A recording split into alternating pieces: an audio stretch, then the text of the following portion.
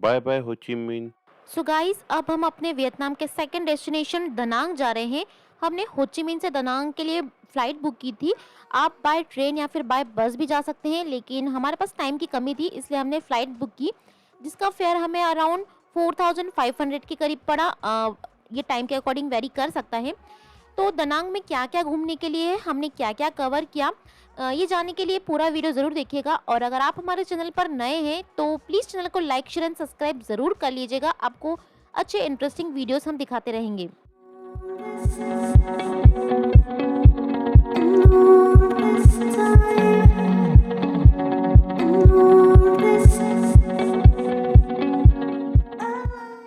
सो हम डनांग में सबसे पहले अपने होटल पहुँचे।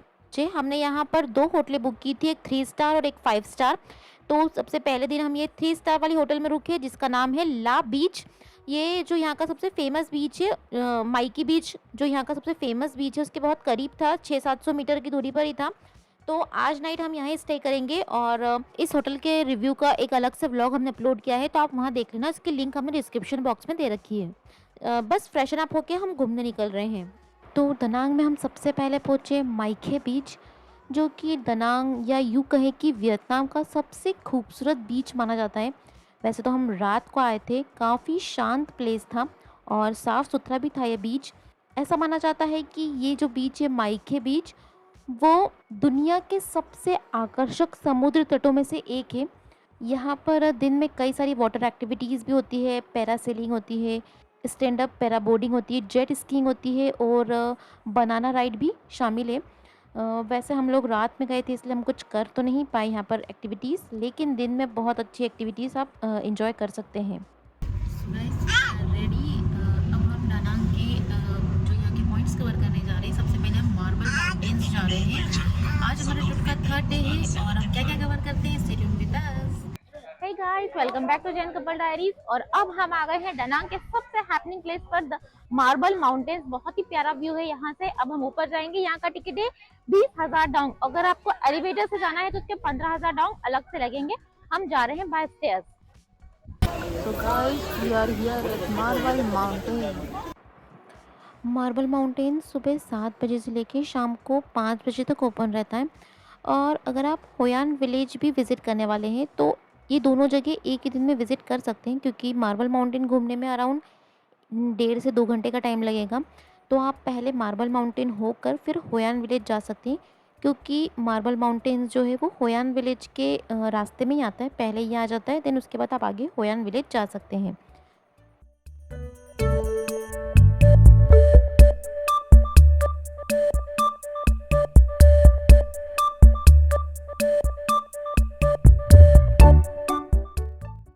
ये मार्बल माउंटेन्स जो है वो चूना पत्थर और संगमरमर की पहाड़ियों का ग्रुप है, जो कि समुद्र के पास 5 उंगलियों की तरह नजर आता है। जो मार्बल माउंटेन्स आप देख रहे हैं, ये 5 लाइमस्टोन पीक से बना हुआ है और ये जो है मेन दनांग सिटी से 7 किलोमीटर दूर है।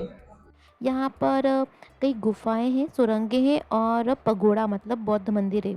जो 5 पीक हम बात कर रहे हैं वो 5 एलिमेंट से मिलकर बना है। उसके बाद इसका नाम रखा गया है। उसमें है 5 जो जो चीजें हैं, उसमें बोल सकते हैं मेटल, वाटर, वुड, फायर और अर्थ। जैसे कि हमारे यहाँ 5 तत्व होते हैं, वैसे ही इसका स्पिरिचुअल भी बहुत महत्व है इस जगह का। तो हम यहाँ पर घूमते हैं, आप भी यहाँ पर आइए, बहुत अच्छी प्लेस है।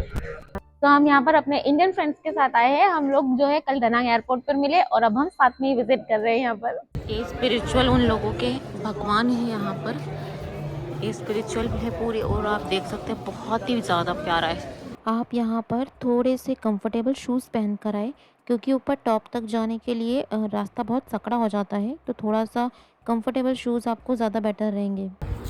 We are on the top of marble mountains and these are the views, nothing more, not too much beautiful, but it's okay if you are here। आना बनता है, वरना हमेशा मन में रह जाएगा। ये यहाँ पे टॉप पे थोड़ा सा चढ़ने उतरने में दिक्कत होती है। सबसे हाईएस्ट वाला जो मतलब स्टेयर्स है, वहाँ पर थोड़ी सी प्रॉब्लम्स होती है। और ये अब हम मार्बल माउंटेन से होयान विलेज जा रहे हैं। जो कि अराउंड 19-20 किलोमीटर होगा और 30 मिनट का टाइम लगेगा। गाइस हम आ गए हैं होयान विलेज। काफ़ी सुंदर है ये, और यहाँ पर आप गांव घूमने के लिए साइकिलिंग ले सकते हैं। साइकिल से विलेज घूमने में बहुत प्यारा लगता है। यहाँ पर बहुत अच्छी अच्छी शॉप्स हैं, ज्वेलरी शॉप्स हैं, और अभी हम इसका टिकट ले रहे हैं। यहाँ का एंट्री चार्ज है 1,20,000 डोंग। उसका मतलब इंडियन वर्जन कितना है वो बता देंगे आपको। होयान विलेज विजिट करने का एक डिटेल व्लॉग हमने बनाया हुआ है, तो आप उसमें देख सकते हैं कि यहाँ पर करने के लिए क्या क्या एक्टिविटीज़ है, सारा दिन आप क्या करें, क्या गलती ना करें जो हमने की है, और कैसे क्या घूमे, वो पूरा हमने उस व्लॉग में बताया है, जिसकी लिंक हमने डिस्क्रिप्शन बॉक्स में दे रखी है। फिलहाल हम आपको बस अभी इतना बता देते हैं जल्दी से कि यहाँ पर करने के लिए क्या क्या है। सबसे पहले तो आप होयान विलेज में जमकर शॉपिंग कीजिए। जैसे ही आप गांव में एंटर करेंगे आपको कई सारी शॉप्स मिल जाएगी, तो आप शॉपिंग कर सकते हैं। अगर आपको करेंसी एक्सचेंज करानी है तो यहाँ पर शॉप्स पे काफ़ी अच्छा रेट मिल रहा था, तो आप वो भी करवा सकते हैं। फिर आप यहाँ पर जो मंदिर है वो विज़िट कीजिए, बहुत ही खूबसूरत है अंदर से, लिटरली यहाँ के मंदिर बहुत प्यारे हैं। तो आप होयान विलेज के जो भी पॉइंट से मंदिर से वो कवर कर सकते हैं, देख सकते हैं। थर्ड थिंग जो कि आप इस विलेज में कर सकते हैं, क्योंकि ये विलेज में कॉफ़ी बहुत ज़्यादा फेमस है, कई सारे कैफ़ेज़ मिल जाएंगे आपको, और आप यहाँ पर डिफरेंट डिफरेंट टाइप की कॉफ़ी ट्राई कर सकते हैं। हमने यहाँ पर कोकोनट कॉफ़ी ट्राई की थी, और कई तरह की वेराइटीज़, एक coffee, because we are vegan तो हमने वो तो नहीं ट्राई की, लेकिन यहाँ की वो बहुत फेमस है, और बहुत डिफरेंट डिफरेंट टाइप की आप कॉफ़ी ट्राई कर सकते हैं। इसके बाद आप रेंट पर ले लीजिए बाइसिकल, और पूरा विलेज आप साइकिल से देखिए, बहुत खूबसूरत लगता है। ये विलेज को साइकिल से घूमना मस्ट है, मतलब आप कहीं भी निकल सकते हैं, किसी भी रास्ते पर निकल जाइए, सभी रास्ते घूम फिर के वहीं आएंगे, कोई डर वाली बात नहीं है। हमने तो बहुत इन्जॉय किया यहाँ की साइकिल राइड, आखिरी रात तक हमने साइकिलें दी उन्हें वापस। फिर आप यहाँ पर ट्राई कर सकते हैं फूड। यहाँ पर कुछ वीगन कैफ़ेज़ भी मिल गए थे, तो मतलब आप वहाँ पर ट्राई कर सकते हैं खाने पीने के लिए चीज़ें। और अगर आप नॉन वेजिटेरियन हैं तो फिर तो आपके लिए कई सारे ऑप्शंस हैं, लेकिन वीगन लोगों के लिए भी यहाँ पर कुछ ऑप्शंस अवेलेबल थे। उसके बाद कीजिए आप वियतनाम की सबसे फेमस कोकोनट राइड। पहले ये आपको बोट के थ्रू वहाँ पर लेकर जाएंगे, बोटिंग एंजॉय कीजिए, और फिर ये कोकोनट राइड एंजॉय कीजिए। ये तो मस्ट है भाई, हयोन आ रहे हैं, वियतनाम आ रहे हैं, तो ये तो करना बनता ही है। और फिर आप शाम के टाइम बोटिंग अगर करेंगे तो और ज़्यादा अच्छा लगेगा, क्योंकि लैंटर्न्स उन सारे जल जाते हैं, तो व्यूज़ ही बहुत अलग होता है यहाँ का। शाम के टाइम पे जब सारे रोशनियाँ हो जाती है तो बहुत प्यारा नज़ारा हो जाता है, बोटिंग बोटिंग करने का भी अलग ही मज़ा आता है। आप यहाँ पर शाम के टाइम और नाइट का टाइम भी ज़रूर इंजॉय कीजिए, क्योंकि जब सारे लैंटर्न जल जाते हैं तो बहुत खूबसूरत नज़ारा हो जाता है, और आप ये लैंटर्न्स यहाँ पर बाय भी कर सकते हैं। तो गाइस हम हायोन में घूम चुके हैं। हमारा एक्सपीरियंस ये बोलता है कि आप यहाँ पे थोड़ा सा दोपहर शाम को आए तो हल्का सा दिन का व्यू देख पाएंगे, और बाकी नाइट का व्यू देख पाएंगे। नाइट का व्यू ऑसम है, जब ये सारे लैंटर्न्स वगैरह जल जाते हैं तो बहुत ही आपको लगेगा कि हर एक जगह पे आप फ़ोटो क्लिक करवा सकते हैं, इतना सुंदर हो जाता है, पूरा विलेज बहुत अच्छा हो जाता है। हमने जो कोकोनट राइड है वो भी करी, और हम बोट के थ्रू गए, वहाँ पे बहुत अच्छा एक्सपीरियंस है, मस्ट विजिट प्लेस है coconut village and coconut ride. और साथ में आप और हमने लैंटर्न वाला भी एक किया है, जो कि शाम होते हुए लैंटर्न यहाँ पे फ्लोट करने का एक रिचुअल है, वो भी हमने किया। तो ओवरऑल हमारा यहाँ का एक्सपीरियंस बहुत अच्छा है। अगर आप वियतनाम आ रहे हैं तो ये वाली जगह तो मस्ट विजिट है। और कुछ चीज़ें ध्यान रखने वाली है कि यहाँ पर दिन में थोड़ा सा टेम्परेचर ज़्यादा होता है तो इतना मज़ा नहीं आता है। 2-3 इंडियन रेस्टोरेंट भी मिल जाएंगे, वीगन प्लेस भी मिल जाएगा जहाँ पर आपको कुछ वीगन आइटम्स मिल जाएंगे खाने पीने के लिए। स्ट्रीट में आपको यहाँ पर कुछ फ्रूट्स वगैरह भी है, फ्रूट मार्केट भी, तो आप वो भी खा सकते हैं।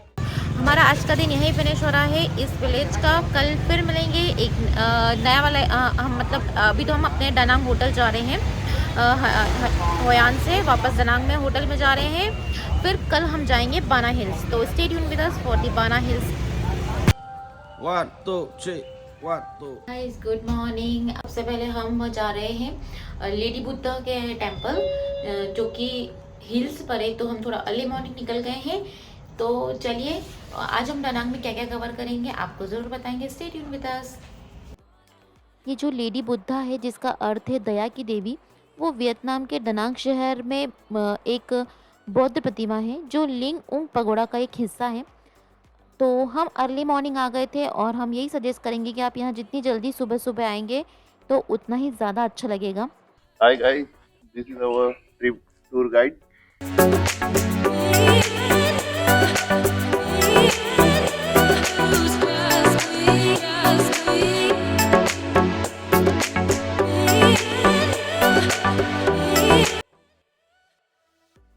I think this one is must visit place और मेरी अगर आप माने तो यहाँ पर अर्ली मॉर्निंग आ जाइए, 5:30-6 बजे, बहुत ही प्यारा सा वेदर हो। सो वी आर हियर, जो वियतनाम का सबसे प्यारा खूबसूरत प्लेस है लेडी बुद्धा का। ये जो लेडी बुद्धा है वो गॉडेस ऑफ मर्सी है, जिनके एक हाथ में एक पवित्र जल ले रखा है इन्होंने और एक हाथ जो है वो पीस की तरफ सिंबल करता है। ऐसी मान्यता है कि जो लेडी बुद्धा है वो वियतनाम के जो लोग हैं उनके ऊपर अपनी कृपा बनाए हुए हैं और उनके दुख दर्द और उनके आंसुओं को देखती है, इस समुद्र को देखती है और उनके दुख दर्दों को हरती है, उनकी पीड़ा को हरती है। ये यहाँ की हिस्ट्री है और कहा जाता है, मतलब ये जो है ये कंस्ट्रक्शन अभी ज़्यादा नया नहीं है, ये है 2004 से लेकर 2010 तक में बना है और ये जो बना है ये उसी टाइम पीरियड में बना है जबकि जो वो थे ना अपने मार्बल माउंटेन्स के जो किंग थे वो जब बने थे उसी टाइम पे ये भी कंस्ट्रक्शन हुआ है और ये आई थिंक ये जो है वो 67 मीटर टॉल है ये और ये शायद वियतनाम का सबसे आकर्षक प्लेस है और बहुत ही प्यारा व्यू है यहाँ से आप देख सकते हैं। अभी सुबह सुबह हुई है तो एकदम बहुत ही सुंदर सा नज़ारा है, सामने समुद्र है, देवी है एक तरीके से प्रॉस्पेरिटी की, यहाँ पे साथ में पगोडा भी है। बुद्धा यहाँ पर वियतनाम में वैसे तो मोस्टली लोग कोई धर्म फॉलो नहीं करते हैं, लेकिन उसमें से कुछ परसेंटेज है जो बौद्ध धर्म को मानते हैं और कुछ थोड़ा बहुत जो ऐसा परसेंटेज है जो कि कैथोलिक क्रिश्चियन धर्म को फॉलो करते हैं, लेकिन यहाँ पर अधिकतर लोग जो है वो नास्तिक ही है।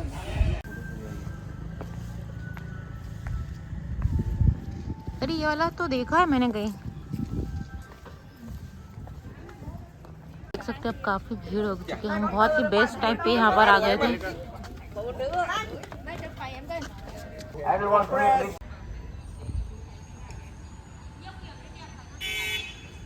सो गाइस हमने यहाँ पर ये वाला टूर कर लिया है, अब हम वापस जा रहे हैं। अभी हम अपने होटल जा रहे हैं, देन हम अगला पॉइंट कवर करने जाएंगे। आप यहाँ पर ज़रूर आइए, बहुत सुंदर प्लेस है।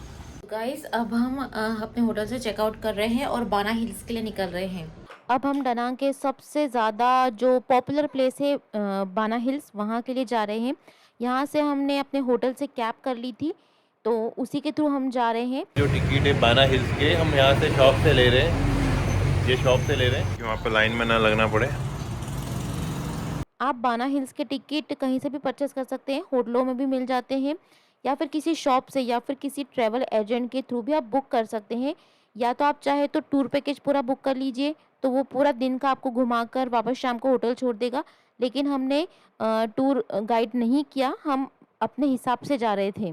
बाना हिल्स घूमने के लिए आप सुबह जल्दी निकलिए क्योंकि यहाँ पर घूमने के लिए बहुत ज़्यादा कुछ है।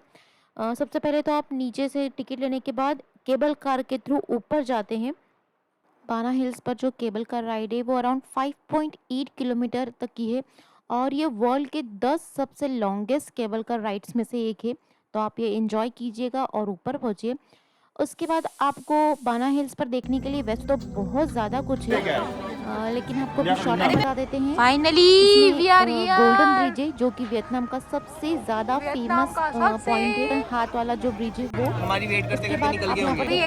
फैंटेसी पार्क नहीं बट अच्छा लग रहा है। कई सारे स्पोर्ट्स है, पत्थर है, रॉक क्लाइंबिंग है, वाटरफॉल है और फ्री फॉल टावर है और इसके अलावा ऐसी कई राइड्स है जो शायद आपको कहीं और नहीं आपको यहाँ मिलेगी। अल्पाइन कोस्टर है और फ्रेंच विलेज है जो कि पूरा आपको यूरोप का फील देगा, जहाँ पर फ्रांसीसी जो कॉलोनाइज़र हैं उन्होंने ये पूरा बसाया हुआ है। तो वहाँ की आप बनावट देख के कहीं आपको लगेगा आप इटली में हैं, कहीं लगेगा आप फ्रांस में हैं, तो कहीं आपको लगेगा कि आप यूरोप में हैं। इसके अलावा आप यहाँ पर देख पाएंगे ले जार्डिन डी अमोर, जो कि 9 गार्डनों का एक समूह है और हर एक गार्डन में कई तरह की रंग बिरंगियाँ मतलब कहीं डॉल बनी हुई है, कहीं कोई जानवर बने हुए हैं। इस तरीके से पूरे गार्डन्स बहुत ही खूबसूरत है, बहुत अच्छे से मेंटेन किया हुआ है। फिर आप यहाँ पर देख पाएंगे लिंग उंग पगोड़ा, जो कि विशाल बुद्ध भगवान की एक प्रतिमा है और वहाँ पर बहुत ही अच्छा शांति वाला वातावरण दिखेगा आपको। इसके अलावा आप यहाँ पर रेस्टोरेंट्स और कैफ़े भी एक्सप्लोर कर पाएंगे, वहाँ का जो फूड है वो एंजॉय कर सकते हैं। इस तरीके से बाना हिल्स पूरे एक दिन का टूर है। आप सुबह जल्दी आइए और शाम को वापस निकलिएगा। ये ध्यान रखिएगा कि यहाँ पर रात में भी कुछ एक्सप्लोर करने का अगर आपके पास बजट हो तो आप यहाँ पर भी नाइट स्टे कर सकते हैं। यहाँ पर होटल भी है, डीबे वाइन्स करके है, जहाँ पे यहीं की बनी हुई बियर वगैरह आप टेस्ट कर सकते हैं, परचेज कर सकते हैं। बाना हिल से वापस उतरने के लिए जो केबल का राइड से आप उसके थ्रू वापस नीचे उतर जाएंगे और फिर अपने होटल जा सकते हैं। डनांग में एक और देखने वाली चीज़ है ड्रैगन ब्रिज, जिसका आपने बहुत वीडियो देखा होगा, काफ़ी रील्स भी हैं इसके ऊपर। ड्रैगन ब्रिज एक्चुअली सिर्फ सैटरडे संडे को ही इस पर शो होते हैं। फायर और वाटर का शो होता है, ड्रैगन के मुंह से आग और पानी निकलता है और बहुत अच्छा शो होता है, लेकिन हम क्योंकि वीकडेज में गए थे तो हमें ये नहीं मिला। आप अगर वीकेंड पे डनांग में हैं तो ये शो ज़रूर देखिएगा, शाम को होता है। और आप यहाँ पर क्रूज़ भी एंजॉय कर सकते हैं। क्रूज़ के थ्रू भी आप ये ड्रैगन ब्रिज का शो देख सकते हैं, उसका एक अलग ही अनुभव होगा, लेकिन क्योंकि हमें तो नहीं मिल पाया। और आप यहाँ पर डनांग में कई सारे पगोड़ा है, जिसमें से एक पगोड़ा काफ़ी ज़्यादा फेमस है, वहाँ पर भी जा सकते हैं। हमने तो ये बाहर से ही देख लिया। इस तरीके से हमारा डनांग का टूर यहीं पर फिनिश हो रहा है। अब हम आगे जा रहे हैं, हनोई जाएंगे। तो stay tuned with us for tour. और डनांग के कुछ भी क्यूरी हो तो हमसे कमेंट बॉक्स में ज़रूर पूछिएगा। चैनल को सब्सक्राइब जरूर कर लीजिएगा। Thank you for watching.